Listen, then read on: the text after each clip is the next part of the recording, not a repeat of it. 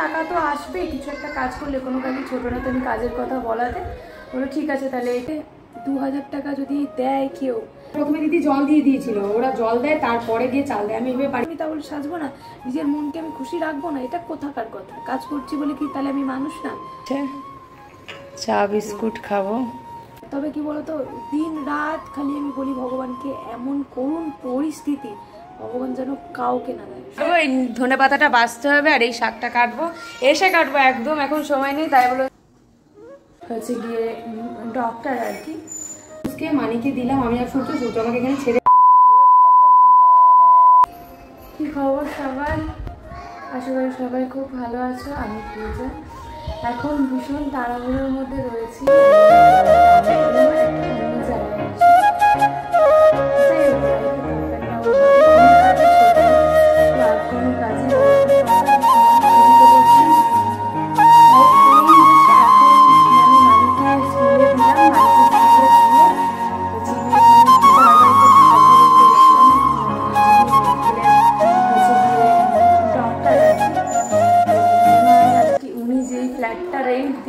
ওই রেন্টে, মানে এটা ওনাদেরই ফ্ল্যাট, এখানে ওরা রেন্টে থাকে।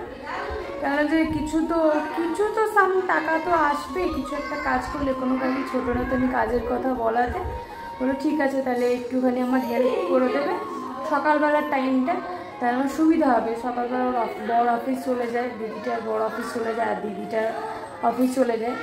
দিদিটা 11টা পর্যন্ত থাকে, 11টার পর বেরিয়ে যায়, আর দাদা সকালবেলা বেরিয়ে যায়।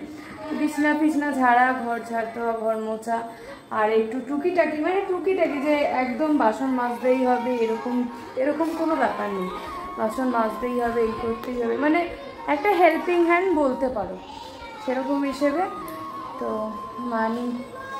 দা একটা বেবিও রয়েছে, এই মানিদের হচ্ছে কি স্কুলেই পড়ে, তো অসুবিধা কিছুই নেই। এই হাঁপিয়ে গেছি, এই ঝাড়ফাড় দিলাম, সমস্ত কিছু ক্লিন করলাম, দেখো না সমস্ত কিছু ক্লিন করলাম, ক্লিন করে এই বসলাম। এখন বাড়ি যাব, বাড়িতে গিয়ে বাড়ি যাব না, একেবারে মানিকে নিয়ে তারপরে হচ্ছে গিয়ে আরেকবার আসবো, এসে আবার মানিকে নিয়ে টোটো করে চলে যাবো। এখান থেকে স্কুল কাছেই, এবার মানিকে নেব, নিয়ে তারপরে হচ্ছে গিয়ে এখানে আসবো, একটুখানি কাজ রয়েছে, শাক ফাকগুলো উঠে দিয়ে যাবো, এখন টাইম হয়ে গেছে।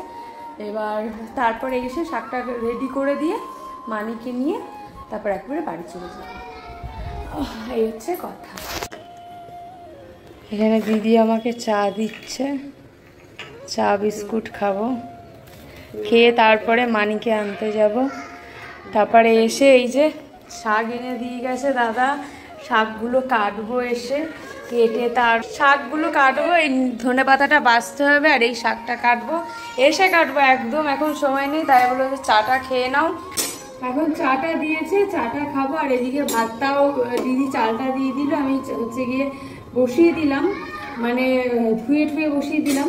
তো ধুয়ে প্রথমে দিদি জল দিয়ে দিয়েছিল, ওরা জল দেয় তারপরে গিয়ে চাল দেয়। আমি এভাবে পারি না, একেবারে ডিরেক্ট জল দিয়ে চাল দিয়ে একেবারে বসিয়ে দিই, ও জলটা গরম হয় তারপরে বসায়। যাকে আমি এখন চা খাচ্ছি, চাটা খাবো, খেয়ে মানিকে আনতে যাবো, এনে শাকগুলো দেখালাম, শাকগুলো তারপরে এসে বাজবে। আমি খিদেতে আমি আর নড়তে পারছি না।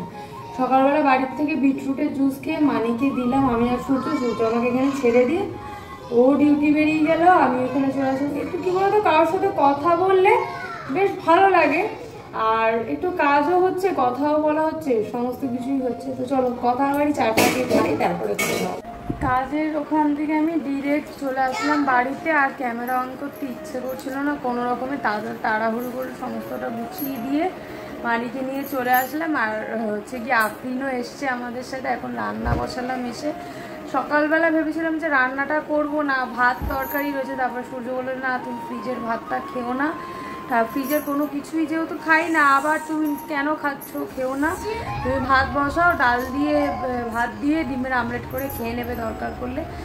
আর ওই ভাত বসিয়েছি, ডালটা আর একটু হবে, ভাত প্রায় হয়ে এসছে। আর মানিকে লেখাগুলো করিয়ে নিলাম এখন, আর যেগুলো কাজগুলো বাকি রয়েছে একেবারে মানে ওই মানে একটুখানি কাজ করব, করে তারপরে বসবো, এই কাজ করব বসবো। আমি মানে মাইন্ডের মধ্যে কীভাবে বলো তো, আগে সব কাজগুলো কমপ্লিট করে নেবো, করে তারপরে আমি শোবো একেবারে রিল্যাক্সে, আর কোনো কাজ থাকবে না। কাজ ফেলে আমার শুতে একদম ভালো লাগে না, মানে ওই একটুখানি জল ভরবো, শোবো, শরীরটা দেয় না, যদিও পারমিট করে না। এখন একটু জল ভরলাম, ঘাড় ব্যথা করছে, আলু কাটলাম, ঘাড় ব্যথা করছে, কোমর ব্যথা করে, মাথাটা কেমন বনবন করে ঘোরে। আমি যে কি সিচুয়েশানে রয়েছি, কি কন্ডিশনে রয়েছি একমাত্র আমিই জানি। এই সিটি পড়লো বলে, ডালটা আরেকটু হবে, মসুর ডাল দিয়েছি তো ওই জন্য হয়ে এসছে প্রায়। একটু গাজর দিয়ে সেদ্ধ করছি, আর ফোড়ন দিতেও আমার ইচ্ছে করছে না, দেখি কি করবো। প্রায় 3টে বাজে জানো তো, কিছু খেতে ইচ্ছে করছে না। তাও এই দেখো ডাল রয়েছে, মানিকে ভাত খাওয়ালাম, আর এটার মধ্যে কালকের তরকারি রয়েছে, ডিমের তরকারি। এটা তো ভাত রয়েছে, ভাত অনেকগুলো রয়েছে। আর প্রেশার কুকারে আমি সিটি মেরেছিলাম সজনে ডাঁটার, আমি এই জাস্ট খেলাম। ডিম দিয়ে আমার খেতে ইচ্ছে করছে না, তার কারণ কি বলো তো, কি আমার এটা হচ্ছে, বিরক্ত লাগছে, মানে অস্বস্তি করছে। গরম বাড়ছে বলে অস্বস্তি করছে না, কিসের জন্য কে জানে বাবা, জানি না।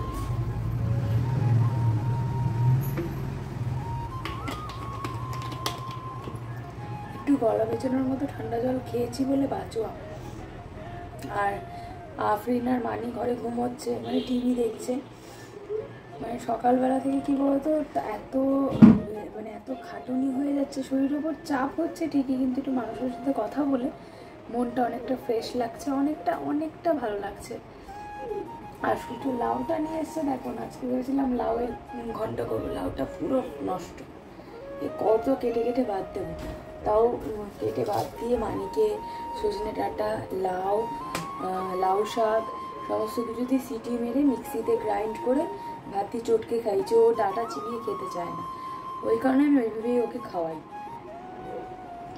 আর আমার এত মিষ্টি খেতে ইচ্ছে করছে না, কি বলবো। আর সত্যি কথা, ওই তো মিষ্টি খাবে মানেই যাবে, খাওয়ার দরকার নেই, দুটো ভাত খাও, কাজে দেবে। আমাকে সূর্য অনেক বারণ করেছিল এসব কাজকর্ম নিও না।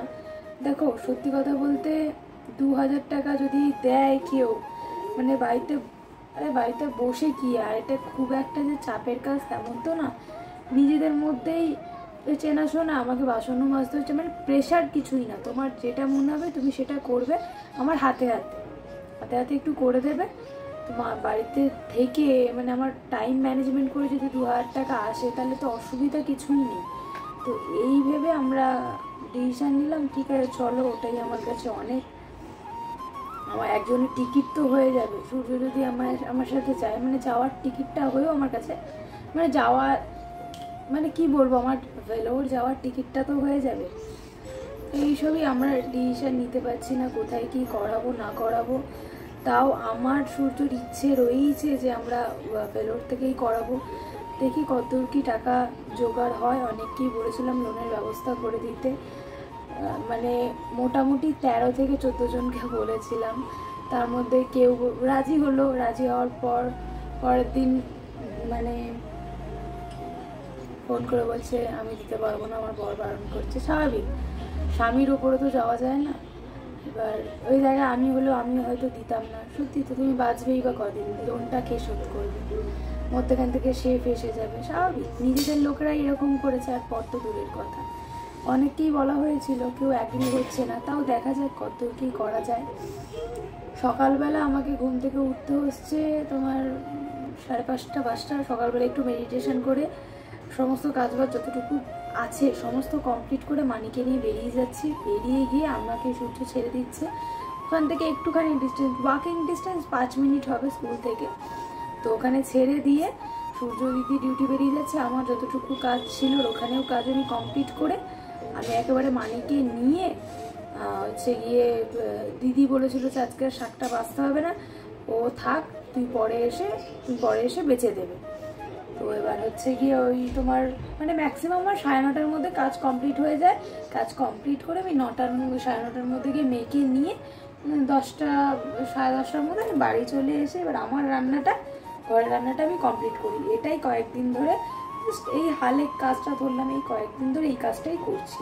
মানে এই শিডিউলটাই চলছে। এবার ফেসবুকে আমাকে অনেকে বলছে হ্যাঁ নোকে নেল পেন্ট তো আছে, আরে কাজটাই হালে করছে আর আমি তা বলে সাজবো না, নিজের মনকে আমি খুশি রাখবো না, এটা কোথাকার কথা? কাজ করছি বলে কি তাহলে আমি মানুষ না? পাপ করে ফেলেছি লোকের বাড়িতে কাজ করছি বলে? এই ইউটিউব থেকে কি পয়সা আসছে না? এটা থেকে কি পয়সা আসছে না? ইনকাম করছো না ভিডিও থেকে? মানে আমি এখন দেখো তোমার জায়গায় দাঁড়িয়েও আমি তোমার জায়গাটা আমি বুঝতে পারবো না, কখনো হয় না এটা। নিজের সাথে যখন হবে তখন বুঝবে, এরকম একটা ব্যাপার। তবে কি বলতো, দিন রাত খালি আমি বলি ভগবানকে, এমন করুণ পরিস্থিতি ভগবান যেন কাউকে না দেয়, শত্রুকেও যেন না দেয়। চলো অনেক কথা হয়ে গেলো, শরীরটা আর দিচ্ছে না। এখন প্রায় 3টে বাজতে যায়, 3:45 বাজে, একটু শোবো, শরীরটা একটু ফেলবো। সারাদিন অনেক খাটাখাটনি হয়ে গেছে, মানে শুয়ে বসে যে না ভাত খেয়ে নিই। এবার ওই ভাতটা খেয়ে এসে আর শরীরটা ছেড়ে দিয়েছে আমার। 1-1.5 ঘন্টা একটু না শুলে আমি শরীরটা দেবে না, তো একটু শুই। আর মানে এবার 4টে থেকে মিস আসবে, ওই কারণে একটু শুয়ে নিই, তারপরে দেখা হলো, পরে কথা হবে বাবা, আগে শুই।